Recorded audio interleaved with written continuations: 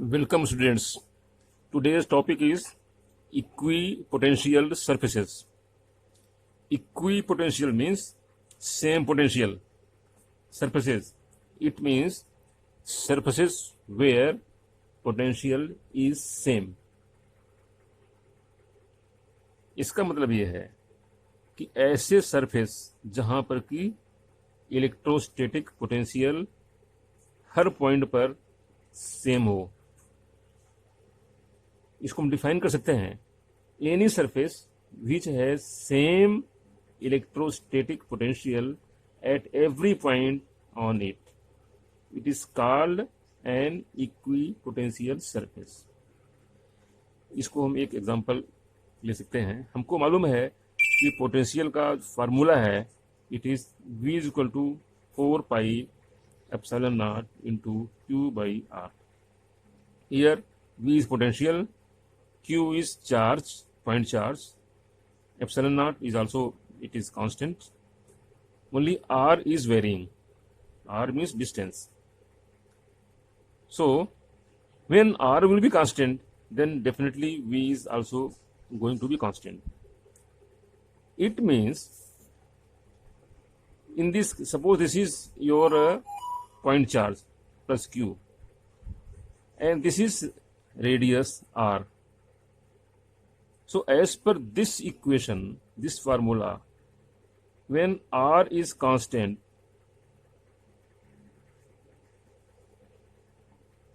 when r is same, so everywhere where r is same, the potential is same. V is same everywhere or same r, same distance.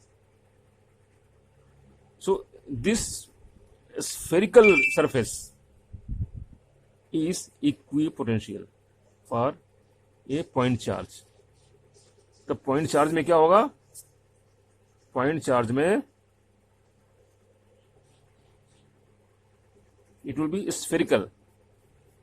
जो surface होगा हमारा, जो equipotential surface होगा for point charge, this is going to be a spherical surface, spherical symmetry. अगर हम एक दूसरा example लें, so there is a plate with same charge distribution, uniform charge distribution, then in this case electric field direction will be this.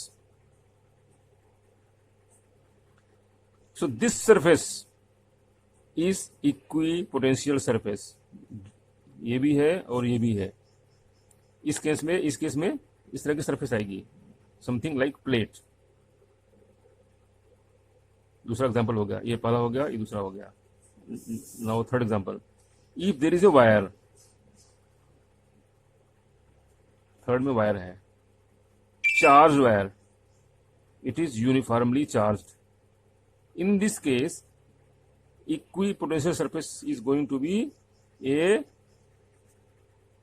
cylindrical surface. This is the surface, cylindrical surface in case of wire. If you see a section of sectional view, then you will find this one. This is R. So this surface is your equipotential surface. So these were the examples. So now there are some properties. First property, equipotential surfaces do not intersect. They do not intersect. ये पहली property है. अगर intersect करेंगे, if they intersect, then at the point of intersection, what will happen? The direction of electric field will be many. अगर दो surfaces intersect कर रहे हैं तो उस पॉइंट पर इलेक्ट्रिक फील्ड की दो डायरेक्शन होगी, जो कि संभव ही नहीं है, impossible. That is why first property is equipotential surfaces do not intersect. Second property is no work is required to make a test charge on the equipotential surface. यहाँ पर अगर इक्वी पोटेंशियल सरफेस है तो कोई test charge यहाँ से यहाँ पे आ रहा है, यहाँ से आ रहा है, यहाँ से आ रहा है, उस जोन में, उस सरफेस पे उसे कोई भी वर्क नहीं करना पड़ेगा। जैसे अगर ये इक्वी पोटेंशियल सरफेस है तो यहाँ से यहाँ पे आने में किसी टेस्ट चार्ज को कोई भी वर्क नहीं करना पड़ेगा। ये हो गया सेकेंड। थर्ड है equi potential surface through a point is normal to the electric field at that point directed from higher to lower potential। अब इसकी मीनिंग समझिए।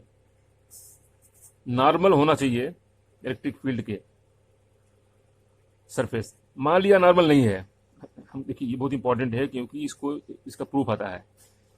तो इसका प्रूफ दो तरीके से है। तो एक तरीका से हम प्रूफ ऐसे करते हैं कि मान लिया इलेक्ट्रिक फील्ड ये है और आपका जो सरफेस है इक्वी पोटेंशियल सरफेस ये वाला, ये सरफेस है, ये थीटा डिग्री है। मान लिया ये नॉर्मल नहीं है, नॉर्मल यहाँ होना चाहिए था लेकिन नॉर्मल नहीं है, यहाँ पे है। तो उस कंडीशन में क्या होगा कि इसको जो है हम दो भाग में बांट सकते हैं। अगर ये थीटा है so it will be E cos theta and this will be E sine theta. इसका मतलब कि इस डायरेक्शन में ई साइन थीटा होगा। This means there will be some electric field in this direction also. So if there will be some electric field in this direction then किसी charge को यहां से यहां पे लाने में, ट्रांसफर करने में some work done is required. अगर इलेक्ट्रिक फील्ड है तो वर्क करना पड़ेगा। इसका मतलब कि इस डायरेक्शन में इलेक्ट्रिक फील्ड नहीं होना चाहिए। अगर नहीं होना चाहिए तभी नहीं होगा जबकि ये नॉर्मल होगा। That is why electric field is always normal to the equipotential surface. ये हो गया। एक तरीका प्रूव करने का और भी है। हम जानते हैं कि delta V will be equal to E d s cos theta या E d r cos theta. E electric field है, ये डिस्प्लेसमेंट है, कॉस थीटा एंगल दोनों का। This is the formula. तो अगर मान लिया